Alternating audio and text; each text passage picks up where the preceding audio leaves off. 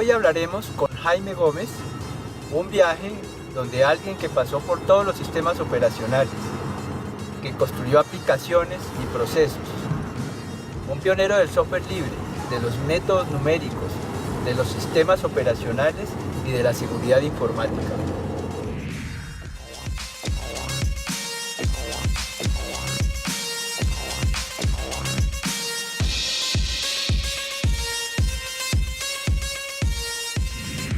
Yo iba a decir que íbamos a comenzar a conversar, pero vamos a seguir conversando. ¿Sí? Ya son más Nosotros nunca paramos de conversar. Nunca paramos de conversar y vamos a seguir la conversación. Comencemos a hablar por el tema cómo comenzó esto de la mecánica y cómo fue entrando en el tema de los sistemas. Después, cuando yo empecé a trabajar, ya cuando el destino me da la vuelta y vuelvo a los computadores, en física estaban puros Apple. Los Macintosh. Los Macintosh, la cajita que tenía el disquete. Y en mecánica habían unos primeros PCs, XTs, ATs. Y había un computador central que era BMS, que era un Digital Equipment Corporation. Que nosotros en esa época estábamos programando en C. Yo estaba haciendo mis primeros, eso es como en el año 89. Todavía no estaba Windows, eran DOS. Uno trabajaba con Lotus 123, con WordStar. ¿Sí? Y inclusive recuerdo mucho que el comprar un mouse y una tabla digitalizadora fue un problema en el presupuesto de ingeniería mecánica. Porque fue un gasto inusual en tecnología. Un ratón. Claro, pero estamos hablando del año 88, una cuestión así.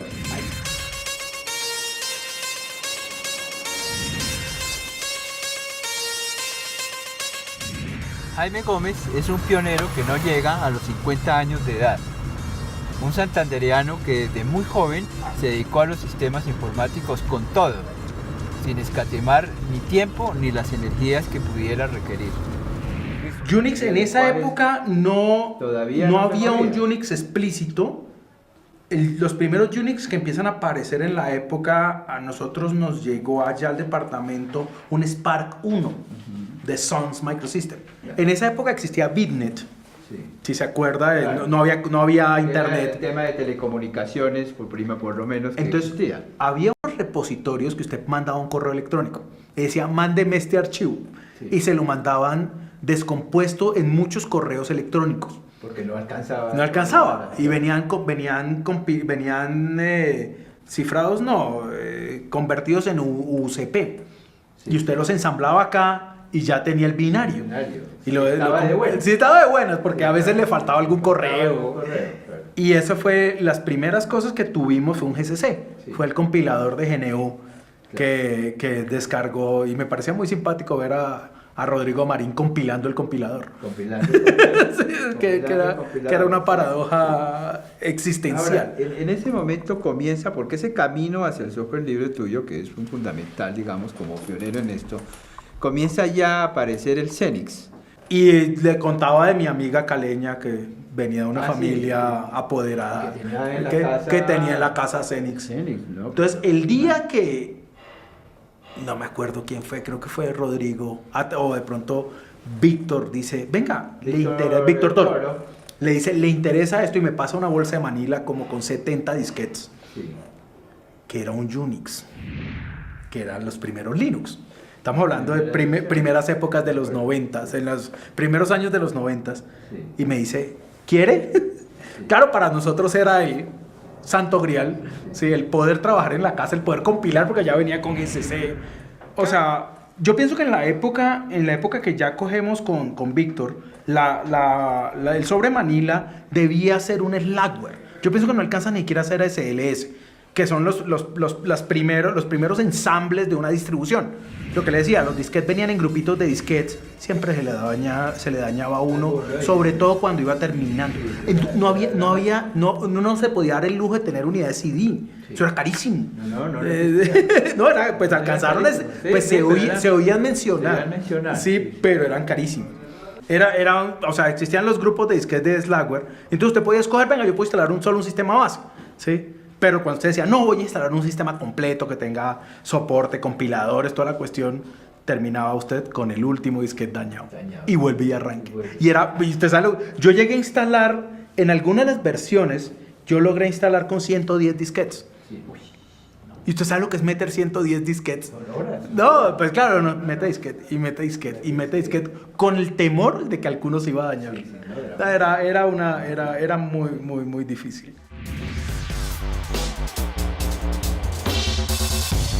De tantas semanas sin sábados y domingos, de horas de paciencia, de pantallas monocromáticas y procesos eternos, Jaime Gómez sacó ideas y soluciones en diversos ámbitos, desde aparatos de medicina y procesos de diagnóstico hasta métodos avanzados en seguridad informática.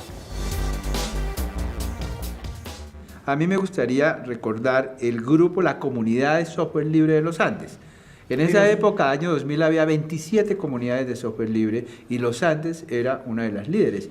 Esa era una comunidad que la manejaban en el centro de cómputo, ¿se acuerda del centro de cómputo de la Universidad de los Andes? Sí, yo trabajé allá. Sí, que tenían inclusive un site, un sitio de descargas de FTP. Ya tenían su directorio de cosas de Linux. Y entre Daniel Torres, que hizo las primeras versiones, luego estuvo Daniel Barrero, estuvo Martín Soto, ellos armaron el grupo de Linuxcall. Yo llego a tomar como la dirección de ese grupo en el año 98 y logramos tener, de Linuxcall, logramos tener más de 1000 inscritos en esa época, estamos hablando de 99, 2000. Sí, y era una comunidad era un grupo que se movía mucho, sí, que pues teniendo 1000 inscritos, pues, estamos hablando de antes de las redes sociales, evidentemente. Sí. Entonces era una lista de correo, ¿sí? Y una página web en donde publicábamos noticias, donde publicábamos, queríamos parecernos a Slashdot. ¿Sí? Entonces, publicábamos noticias de tecnología, publicábamos soluciones, teníamos algunas páginas para descargar. Inclusive yo tuve a Linuxcall. Era un servidor que estaba a mis pies en mi escritorio cuando trabajaba con los Andes. Eso fue Linuxcall, pero fuimos una comunidad grande y ahí surgieron las conferencias. ¿Usted se acuerda que nos invitaban a conferencias, a dar charlas? Así nos empezó a invitar a charlas y varias universidades nos invitaban a charlas, nos volvimos importantes. Claro, porque yo inicié las charlas y los busqué a ustedes, ahí fue cuando descubrí que no era Jaime Gómez sino Pato en los Andes, y me acuerdo que el primer año fueron 2000 personas a las conferencias de software libre.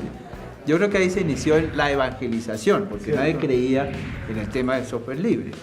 Viene de esa época investigativa, de análisis, de gozar, por decir el tema, ya una tendencia hacia lo empresarial, ¿sí? Porque creo que no es fácil salir de la universidad investigativa, esto que habíamos hablado, y decir, bueno, ahora voy a hacer empresa y voy a hacer consultoría.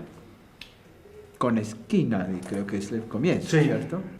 Pero ya viene siendo otra historia de emprendimiento y de hacer empresa y hacer tecnología aquí en Colombia.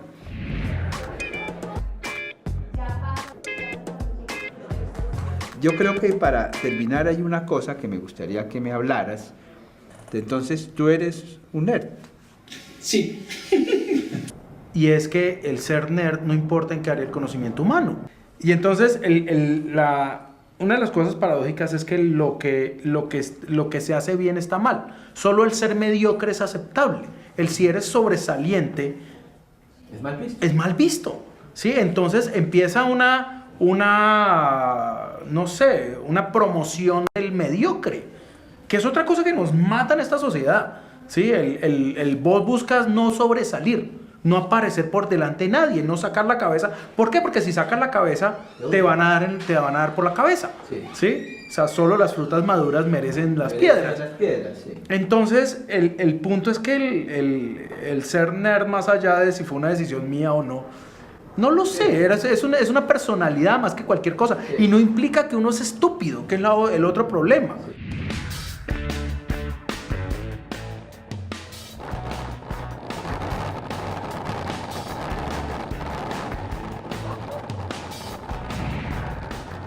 Bill Gates tiene una presentación que hizo en un colegio, para una graduación de un colegio. Hay un discurso de Bill Gates que me parece brillante. Y al final dice, sea amigo de los nerds, va a ser su jefe.